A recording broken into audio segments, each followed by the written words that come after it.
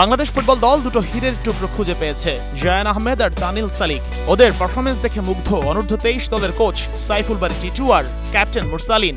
জায়ান আহমেদকে আপনি সরাসরি মাঠ থেকে কোচিং করিয়েছেন, পারফেক্ট যেটা অ্যানালাইসিস তার খেলাটা আপনার কাছে ওভারঅল কেমন? জায়ান খুবই ইমপ্রেসিভ, আমার কাছে খুবই ভালো লাগছে। তানিল এট দ্য সেম টাইম খুবই ভালো প্লেয়ার। প্রথমবারের মতো জাতীয় দলের ক্যাম্পে যোগ দিয়েছেন কিউবা মিচেলো। এখন ফাহমিদুল আসলেই পরিপূর্ণ হয়ে যাবে দল। জায়ান আহমেদ আর তানিল সালিকের বন্ধুত্ব বেশ জমেই গেছে, তা ভালোই বোঝা যাচ্ছে। বিমানবন্দর থেকে নামার পর টিম হোটেল, সব জায়গাতেই দুজনকে দেখা গেছে একসাথে। টিম বন্ডিংটাও হচ্ছে বেশ, বাকিদের সাথেও বাড়ছে ঘনিষ্ঠতা। ওরা টেকনিক্যালি খুবই ভালো, সো এটা আমাদের টিমের জন্য খুবই দরকার আমি মনে করি, আমাদের বাংলাদেশ টিমের জন্য। সো ওরা খুবই ভালো করছে বাহরাইনে, আমি আশাবাদী ভিয়েতনামে ওরা খুব ভালো করবে ইনশাল্লাহ। পাসিং স্পিড এগুলা কেমন তাদের? হ্যাঁ, এদের টেকনিক্যালি বললাম যে টেকনিক্যাল বিষয়গুলো ওরা অনেক অ্যাডভান্স। বাহরাইনে দলের নেতৃত্বে ছিলেন মুরসালিন। ক্যাপ্টেন হিসেবে প্লেয়ারদের পর্যবেক্ষণের কাজ করেছেন আরও মনোযোগ দিয়ে।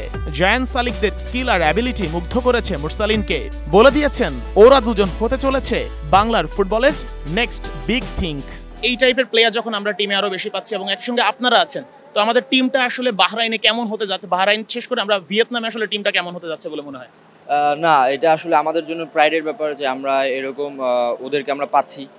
অ্যাট দ্য সেম টাইম আমাদেরও দেশি প্লেয়াররাও আছে, সো সবার সমন্বয়ে আমার মনে হয় আমাদের টিমটা আমরা ভিয়েতনামের জন্য রেডি। বাহরাইন অনূর্ধ্ব-23 দল বেশ শক্তিশালী। তাদের বিপক্ষে 2-0 গোলে এগিয়ে থেকে কেন হেরেছিল বাংলাদেশ, তারই ব্যাখ্যা দিলেন টিটু। এগুলো হচ্ছে যে প্র্যাকটিস ম্যাচ, তো আমরা যেটা হয় যে আমরা প্লেইং টাইম দেই প্লেয়ারদের। সো দেখা যাচ্ছে আমরা 60 মিনিট পর্যন্ত একটা টিম খেলিয়েছি, 60 মিনিটের পরে আবার চেঞ্জ করে আরেকটা টিম খেলিয়েছি। তো এইভাবে সবাইকে একটা ট্রেনিং টাইম মানে ম্যাচ টাইম দেওয়া হয়েছে। ওখানে আসলে ফলাফলটা নিয়ে আমরা মাথা ঘামাই। জায়ান সালিকরা বিমানবন্দর থেকে আসার আগেই কিউবা মিচেল ঢুকে গেছেন হোটেলে।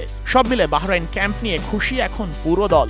বাংলাদেশ অনূর্ধ্ব-23 দল গিয়েছিল বাহরাইনে প্রস্তুতি ক্যাম্প করতে এবং একই সঙ্গে দুইটা প্রস্তুতি ম্যাচ খেলেছে। ম্যাচ দুটোতে বাংলাদেশ হারলেও ফুটবলারদের পারফরমেন্স, কিছু ফুটবলারদের পারফরমেন্স বিশেষ করে বেশ প্রশংসনীয় ছিল। এখন মূল টার্গেট ভিয়েতনাম। সেই দলের সঙ্গে এই জায়ান আহমেদ কিংবা তানিল সালিকদের সঙ্গে যোগ হবেন কিউবা মিচেল। সব মিলে দলটা আরও বেশি শক্তিশালী হবে।